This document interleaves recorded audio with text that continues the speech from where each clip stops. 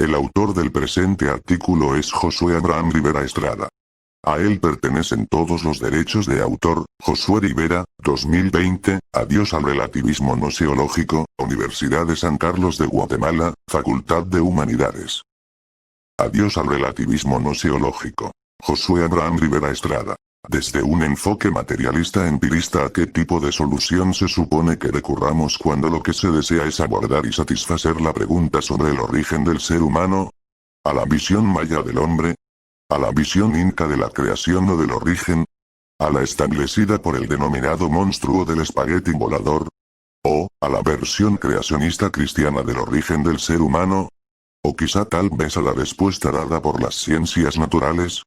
¿O por el contrario son estas opciones todas igualmente válidas por lo que es indiferente por cuál nos decidamos? En principio, y para ser justo sobre lo que cada una de estas visiones ofrece sobre la intención de explicar o dar cuenta de un mismo objeto de estudio en particular, y para así poder compararlas, se tiene por ejemplo primero, la visión maya, aquella según la cual debido a que los dioses de la creación, Tepeu, Gukumats, Huracán e Ixmucane en especial, estuvieron sin nada que hacer más que con las ganas de tener bichos que les adorasen se pusieron manos a la obra en su intención por crear a los primeros seres humanos, no sin antes cometer varios errores. Primero hicieron al intento de humano de tierra, lodo, pero no les funcionó porque se deshacía y no era estable, por lo que los dioses luego pensaron en hacerlo de palo, y así fue. Sin embargo también presentaron fallos, sobre todo porque seguían siendo estos protohumanos incapaces de tener la conciencia necesaria para reconocer a sus dioses como sus creadores y así rendirles tributo, algo importante. Fue así que en el tercer intento se les ocurrió hacerlos a base de maíz, acto especialmente realizado por Ixmucane, que finalmente resultó en lo que dichos dioses ociosos querían, naciendo así los primeros seres humanos. Así lo cuenta el Popol Vuh traducido por el fraile Francisco Ximénez. Por otro lado, se tiene también la versión inca con la cual se pretende dar cuenta de la solución y o explicación al problema sobre el origen del hombre. Según esta visión propia de la mitología inca, el origen de los seres humanos se remonta a un tiempo muy, muy lejano al nuestro, quién sabrá cuánto, donde lo único que existía eran las aguas del caos del lago Titicaca. De pronto y sin previo aviso surgió de las profundidades el mismísimo Viracocha, conocido en la cultura inca como el Gran Padre, el Abuelo, el Dios Creador. Así, este empezó a crear los cielos, los lagos y los bosques. Sin embargo se sentía solo por lo que creó a unos gigantes para que le adorasen. Al parecer los dioses no tienen muy buena autoestima. Pero resulta que estos tipos no les veneraban y eran rebeldes, por lo que Viracocha decide matarlos en un diluvio. Así es como en un segundo intento decide crear a otros individuos. Ahora estos eran más a su imagen y semejanza, ellos eran los seres humanos, creados poco después de haberse inventado el sol, la luna y demás estrellas. Poco después Viracocha retornó al Titicaca y nunca más se supo de él.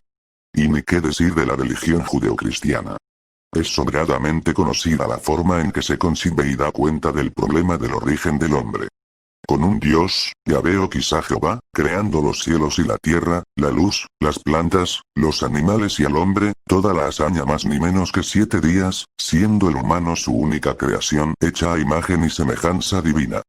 Postura de la que nace el creacionismo, defensor de la tesis según la cual la complejidad de la vida depende no de la evolución de las especies sino de un diseño inteligente y de la idea acerca de que la Tierra es de una edad muchísimo menor que lo sostenido por la geología contemporánea y las pruebas de carbono 14. No menos importante a este respecto llega el monstruo del espagueti volador, deidad de la novísima religión del pastafarismo, la cual aunque tomada hoy día por muchos como una mera parodia hacia el dogmatismo de las religiones populares de estos tiempos, está constituida como religión oficial en Nueva Zelanda, República Checa y Austria. Esta religión fue dada a conocer en una carta por el físico Bob Anderson, quien también funge como el profeta del pastafarismo, como una protesta contra los centros educativos públicos de Estados Unidos que obligaban a impartir diseño inteligente y evolución biológica en igualdad de condiciones. En dicha carta Anderson sostiene que un monstruo de espagueti con albóndigas invisibles e indetectable creó el universo, lo que incluye al hombre, mientras estaba borracho, borrachera con la cual los pastafaristas explican la imperfección del mundo. Así también puede arguirse, en contradicción con todo lo anterior, que el origen de los primeros seres humanos que habitan en este planeta viene de África, información obtenida mediante pruebas de naturaleza empírica, como lo es la datación por carbono 14 y cientos de pruebas científicas sobre la que se sostiene la teoría de la evolución por selección natural como PIC, programa de investigación científico según la CATOS, con la que se apunta a ese momento de la historia como el punto de partida de los primeros homínidos de la especie Homo sapiens. Lo que por supuesto conduce al hecho de que la evolución por selección natural, prescindiendo de explicaciones mágicas o fantásticas, da cuenta por el origen de los primeros humanos a través de la prueba de una larga cadena de cambios microscópicos y macroscópicos en las especies vivientes que, desde el origen de las primeras formas de vida de la Tierra, conectan causal e inexorablemente con los primeros seres humanos en tanto rasgos biológicos, genéticos y macroscópicos. Pero la pregunta central de todo esto podría ser a cuál versión irle en términos de plausibilidad, coherencia lógica y matemática, evidencia empírica, verdad y mayor aproximación a la realidad fáctica. ¿Cuál es más razonable y objetiva? ¿O por el contrario son todas estas visiones sobre un mismo objeto de estudio, material, es decir el hombre en tanto cuerpo, igualmente válidas? Es claro que este tipo de cuestionamientos bien pueden surgir de la mano de otro tipo de acontecimientos, no solamente con la pregunta por el origen del hombre. Pero si usamos este ejemplo, y si optamos por la pregunta sobre si son todas esas visiones sobre un mismo objeto de estudio igualmente válidas, si la respuesta es sí, se dará cuenta de una corriente muy extendida entre los filósofos de corte posmodernista como lo son Bella Tour, David Bloore, R. Rorty, entre otros. Me refiero al relativismo noseológico. Entiéndase antes que me adscribiré a la noción de noseología en tanto disciplina que reflexiona sobre el origen, la esencia, la naturaleza y los límites del conocimiento en general.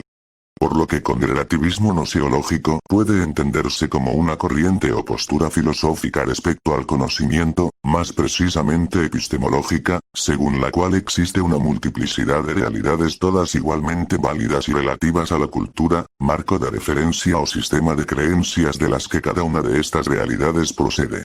Lo que equivale a sostener que no existe o no es posible de modo alguno la existencia de un conocimiento, o realidad, privilegiado respecto a los demás en términos de verdad, objetividad, éxito empírico o plausibilidad y coherencia lógico-matemática. Así, grosso modo, la premisa base que predican los relativistas noseológicos es la de igual validity respecto al conocimiento en general, usando el término de P. Boghossian, 2009.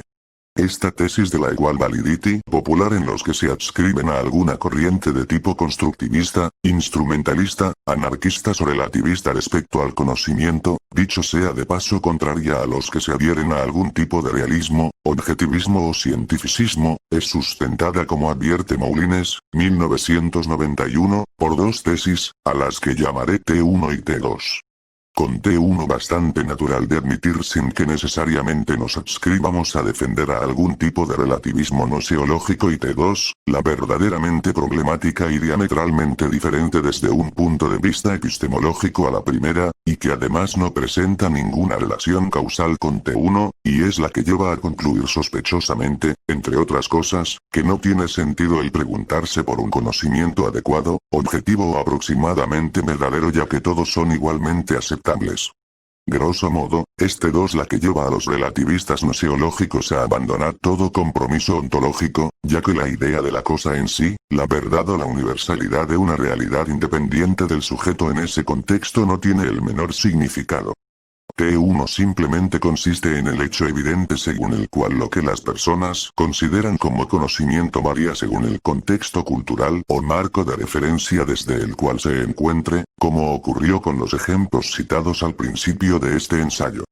Pero de eso, lo cual no es necesariamente antirrealista, Moulines, 1991, los relativistas noseológicos se lanzan a afirmar que no solo lo que la gente percibe como conocimiento varía respecto del contexto cultural o social, sino que el conocimiento mismo tiene ese comportamiento, T2, es decir aquel conocimiento con pretensión de objetividad o de ser aproximadamente verdadero, como pudiera ser el científico, es también dependiente de la cultura o la sociedad.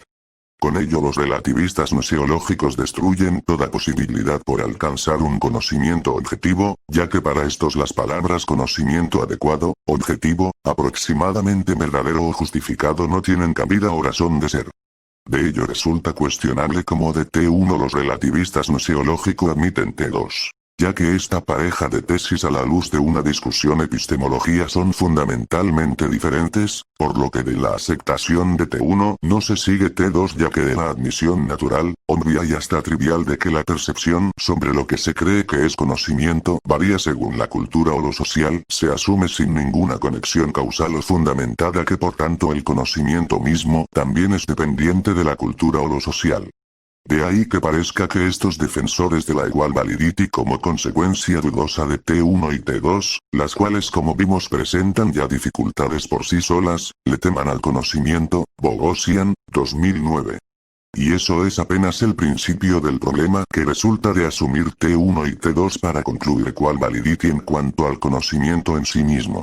Así, el relativismo gnoseológico tampoco sale bien librando de lo que sería una de sus críticas más notorias, a saber, el hecho según el cual dicha postura supone una asunción del tipo P, tal que P implica no P es decir sea P. El relativismo gnoseológico, entonces P es una afirmación que se refuta a sí misma, puesto que si P es cierta entonces es falsa. En otras palabras, si todas las formas de conocimiento son igualmente válidas, como admiten los relativistas gnoseológicos, ya que la sola idea de conocimiento privilegiado o más válido es impensable o un sinsentido, entonces la postura del relativismo gnoseológico también es igualmente válida a la de los detractores de la misma o a cualquier otro sistema de creencias que suponen algún modo de conocimiento. De ahí que, si estos relativistas son lo suficientemente honestos y dedicados a su teoría, entonces no les quedaría otra sino admitir que sus premisas, T1 y T2, no tienen nada de especial, y que por lo tanto son solo otra forma de conocimiento más. Por lo que de sus propias premisas los relativistas gnoseológicos nos dicen que no deberíamos de tomarles muy en serio, pues su marco teórico de conocimiento es solo uno más del montón. Sin embargo, esa crítica puede decirse también de otro modo según Boghossian, 2009, y es que, para mayor humillación de estos posmodernos, los relativistas al relativizar los hechos de una cierta teoría o de un cierto conocimiento, están obligados, o bien a aceptar que hay hechos objetivos y absolutos acerca de estos mismos conocimientos, por ejemplo sería objetivo y por ende un conocimiento privilegiado la idea según la cual todas las formas de conocimiento son igualmente válidas y por tanto no superiores la una de la otra, o bien a relativizar también los hechos, T1 y T2, desde los cuales los relativistas gnoseológicos juzgan a los demás saberes o conocimientos y caer así en un regreso infinito. O bien, aceptar dogmáticamente que algunos marcos de referencia, como los dados por T1 y T2, son sospechosamente incuestionables. Ninguna de las cuales agradan a los del grupo Equal Validity, pero sí que nos advierte la pobreza intelectual, racional y el nulo interés por el conocimiento objetivo del que padece esta postura criticada. Según el orden de las ideas anteriores, puede preverse que no me adscribiría al relativismo gnoseológico, al que he descrito hostilmente como se merece. De ello se sigue también que para la pregunta en la que gira todo esto, a saber, ¿qué forma de conocimiento diría que es más válida o privilegiada en su aproximación a la verdad y por ende más objetiva? Tengo que son las ciencias fácticas, naturales y humanas, como respondería Boghossian en su Fear of Knowledge. Against the Relativism and Constructivism Mario Bunge en su La Ciencia. Su método y su filosofía, a quienes podríamos llamar objetivistas o realistas en cuanto a su negativa por aceptar la validez del relativismo gnoseológico, sino que en cambio, apuestan por el progreso del conocimiento objetivo. Esto es algo que no se decide a ciegas, sino de que se admite de la cuenta de que el conocimiento científico, y en especial la investigación científica, se distingue peculiarmente de otras actividades o cosmovisiones humanas a razón de dos tipos de características. Unas internas y otras institucionales, Merton, 1957, a saber, las internas dadas por la coherencia lógica y confrontación empírica propias de las ciencias fácticas, en especial de las naturales, y las institucionales, las que se derivan de las primeras, a saber, que la empresa científica, es decir la gente que la compone, se caracteriza por la búsqueda de universalismo, por comunismo en la comunicación de sus investigaciones, desinterés y un escepticismo organizado. Universalismo en el sentido de que sus afirmaciones y métodos son impersonales y objetivos, en lugar de valer solo para arios y judíos, liberales o socialistas, Bunge, 1995, o solamente para protestantes o musulmanes. De esa cuenta puede incluso advertirse un argumento ético para abogar en contra de los relativistas y demás posturas perezosas y posmodernas, a saber, de la suerte de decir que todas las formas de conocimiento son igualmente válidas, el típico todo vale Feyerabend, 1975, solamente se termina por validar la astrología, numerología, el tarot, la acupuntura, los antivacunas y demás charlatanerías, logrando con ello solamente consecuencias perniciosas, en especial para los incautos y crédulos a la vista de los estafadores en dichas prácticas. Así como también se limita el rol que la ciencia debe jugar a nivel político, privando con ello a la gente que posiblemente podría ser beneficiaria del uso ético de este saber, restringiendo así un derecho humano. Biografía consultada. 1. Adrián Resinos, traducción, 1979, Popol Vuh. Centroamérica. 2. 1960, Santa Biblia, Suiza. 3. Bob Anderson, 2005, Carta del Pastafarismo. Estados Unidos. 4. Charles Darwin, 1859, El origen de las especies. Reino Unido. 5. Imre Lakatos, 1978, La metodología de los programas de investigación científica. Madrid. 6. Paul Boghossian, 2009, Theory of Knowledge. Against the Relativism and Constructivism. Oxford. 7. Sergio Barrera, 2015, sobre el relativismo. De Moulines a Boghossian y otras críticas. Editorial. Nijus University. Colombia. 8. Mario Bunge, 2005, La ciencia. Su método y su filosofía, Buenos Aires, Argentina. 9. Paul Feyerabend, 1975, Contra el método. Barcelona. 10. Organización de Estados Americanos, 2001, Ciencia, Desarrollo y Sociedad. Una aproximación conceptual. Madrid. El autor del presente artículo es Josué Abraham Rivera Estrada. A él pertenecen todos los derechos de autor. Josué Rivera, 2020, Adiós al relativismo gnoseológico, Universidad de San Carlos de Guatemala, Facultad de Humanidades.